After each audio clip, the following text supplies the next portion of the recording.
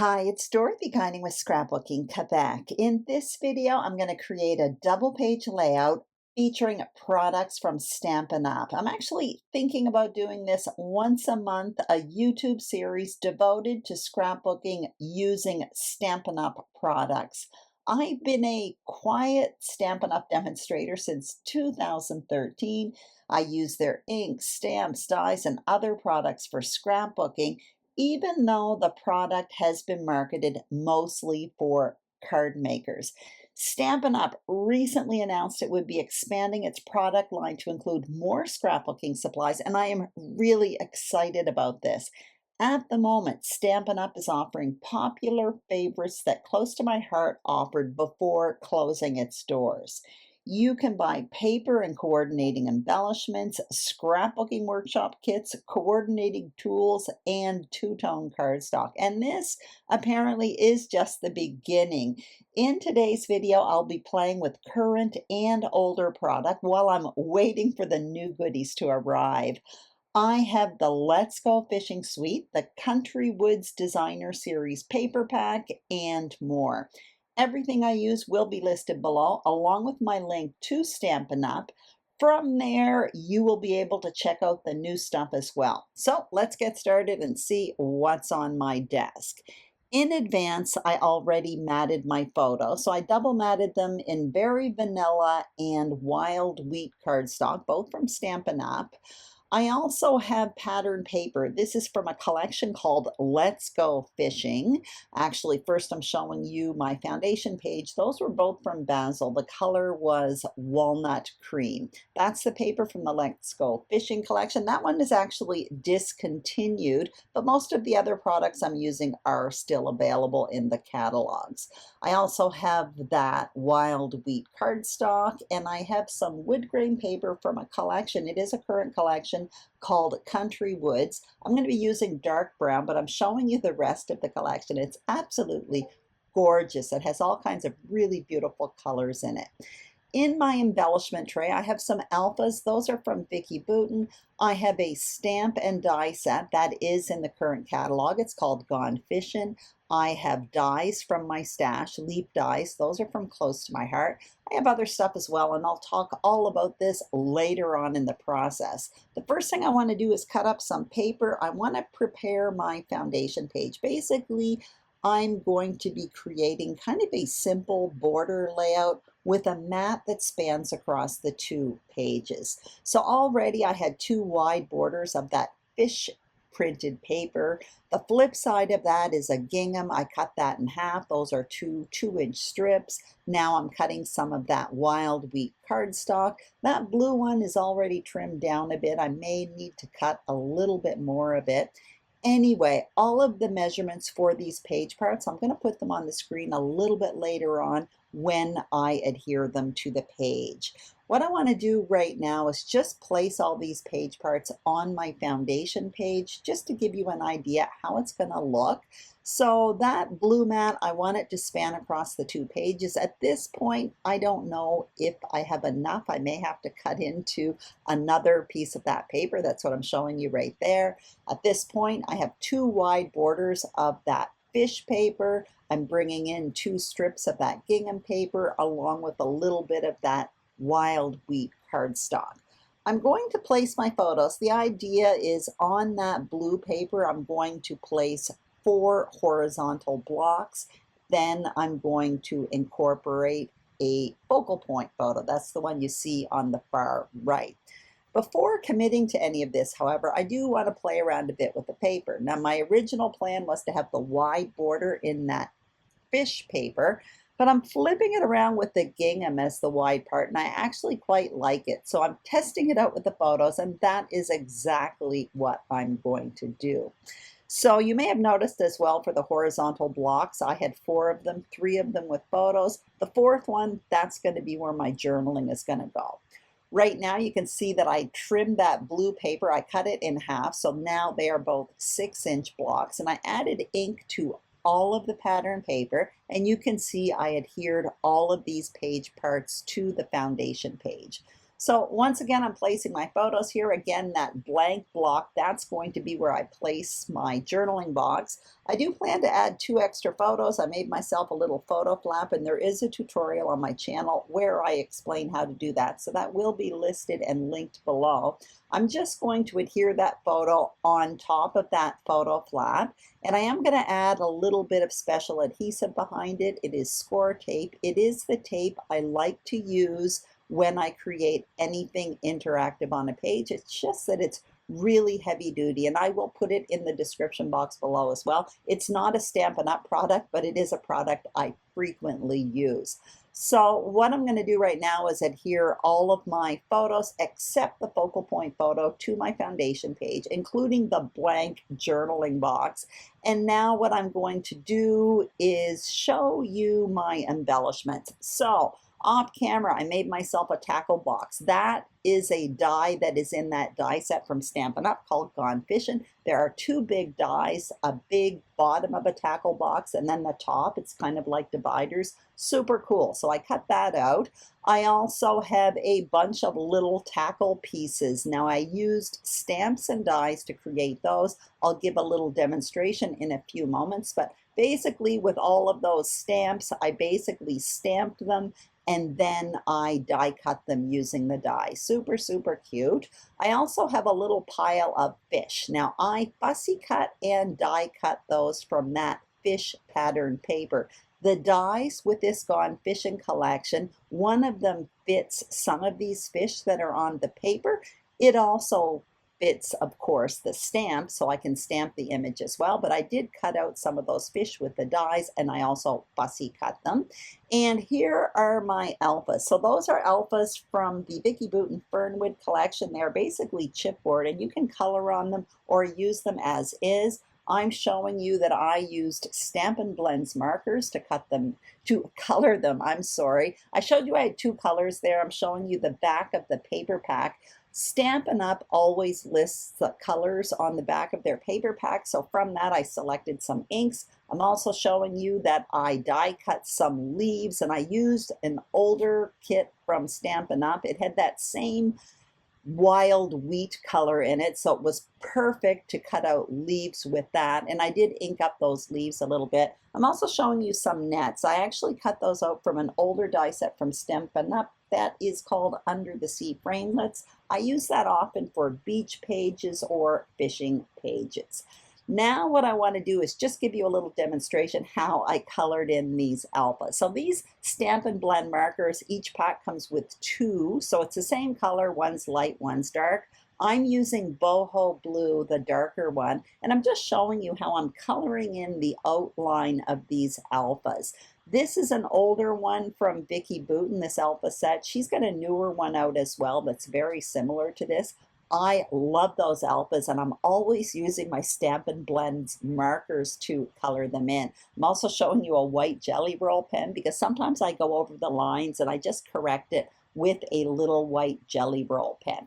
So that is how I colored in the title. Now I'm showing you that I have some stamped out images. I stamped it out in an ink. It was the same ink I inked the papers with. It's called Pebbled Path from Stampin' Up. And I'm just showing you these 2-step stamps. Basically, they look like they're colored in, but each one of those images has the full image that I stamped in that Pebbled Path.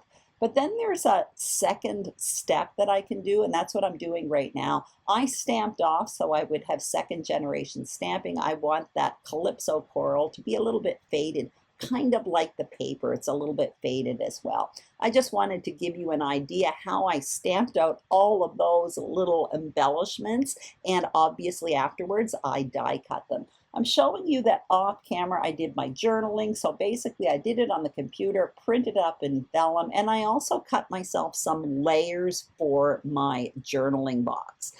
One idea I had was to put that tackle box there, but I instead decided to put my journaling there, and I'm going to place my tackle box down in the bottom left corner there. What I want to do right now is adhere my layers for the journaling box, so I'm putting that. It's kind of a whitish paper. It was part of that Let's Go Fishing collection. I basically adhered that on top of wood grain, and then I put the vellum on top of it. And I put the adhesive in that corner that's open because it's going to be covered up with a bunch of embellishments. What I'm showing you right now is I am going to start creating my embellishment cluster. So I'm going to establish 3 areas across the 2 pages to create a visual triangle. And I'm starting with big items that repeat. So I'm starting with those leaves and the nets. And you can also see I nestled the year 2024 up in that cluster around the journaling box. Now what you see me doing is tucking the leaves and the net in and around that tackle box. And I will do the same around my focal point photo in a minute.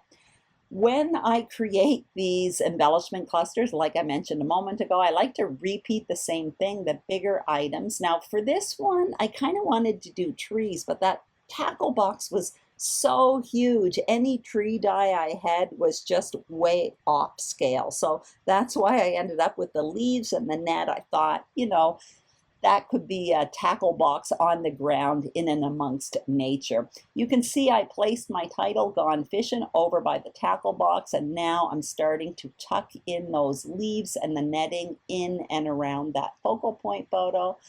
I am going to have to adhere all of this before I actually start adding more embellishments, all of that fun little fish tackle that I showed you earlier. That's going to be really fun to play with, but at this point I have way too many loose pieces on my desk. So I'm going to start by adhering in and around that Gone Fishing area. First, what I'm doing is taking a photo of each one of those clusters, just in case I need a reminder how I place those leaves and the nets. So I'm starting with the tackle box. I'm going to start with the leaves and the netting because that's coming out from underneath the tackle box. When I do the netting, I'm using the Sticky Specs adhesive. Mine's pretty beat up right now. I need a new sheet soon, but when you use this, if you use this, keep in mind it's super, super sticky and your fingers can get really gummed up. I am very, very used to using it. I've been using it for several years. I just wanted to put a warning out there because if it's new to you, it can be kind of surprising. It does get kind of gummy. Now there's a lot of layers there, and I'm showing you that behind the tackle box I decided to add an extra layer of scrap cardstock. I just cut it out with scissors because that wood grain paper is paperweight and there's a lot of layers there and I didn't want it to get all bumpy. So now what I'm going to do is adhere that, just tucking it underneath the photo in the bottom left, getting out my ruler here. And now what I'm going to do is adhere my title. I'm not going to make you watch all of it, but what I am using is liquid adhesive. Chipboard adhesive pieces typically don't adhere well, and that is very true for these alphas, so I am adding a little bit of liquid adhesive, starting on the far right, bumped up right at that tackle box and kind of working backwards. I continued that off camera, and also off camera I adhered that cluster up around the journaling box. I'm also showing you that behind that photo in the bottom left, I added another piece of cardstock almost about 2/3 of the way across the photo because you know, as you remember, I did put some cardstock behind that tackle box, so I wanted the photo to kind of go flush across, and that just made it go flush across by adding that extra little piece of cardstock underneath the photo. Now what you see me doing is adhering the cluster around the focal point photo, and I'm now adhering the photo. I'm getting a little tongue-tied, as I typically do at this time in the process. Now it is time for finishing touches. So what I'm going to do is fill up this tackle box, and this is so incredibly cute. By the way, when I was making all of this tackle, stamping and die cutting, I was just watching YouTube. I like to do that. I find it very relaxing, and anything that I have left over, I'm probably going to make another one of these tackle boxes, put it on the card front, and then create a card with it. So filling up the box here, really liking how that is looking. Now I'm going to get out my twine, and I'm checking through my different twines because I just want to add a little bit of string and texture in this tackle box. I end up going with that jute looking one there. I don't even know where that comes from, but what I end up doing is cutting off a piece and I adhere it to the tackle box using they're little glue dots. These are from Stampin' Up as well. I really like using glue dots anytime I'm adhering any kind of fibers to a page. So I make myself a little ball of it, put it in the tackle box, and when I go adhere those little baubles on top of it, the first one I actually have to put foam adhesive behind it because that string kind of pops everything up a bit. Now you see me continuing adhering the tackle in the box. Basically, it's all flat in the box except the top one. For those, I use Stampin' Dimensionals, and they just kind of pop up a bit, and it just adds a little bit of dimension and interest to the tackle box.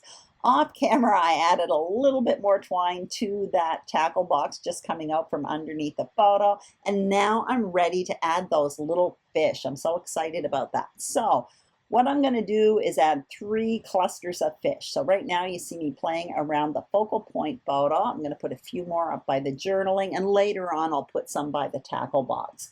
So by the focal point photo, what I'm doing is adhering 3 together kind of in and around their tails, once again using those little glue dots. And then I'm going to cut myself a piece of string.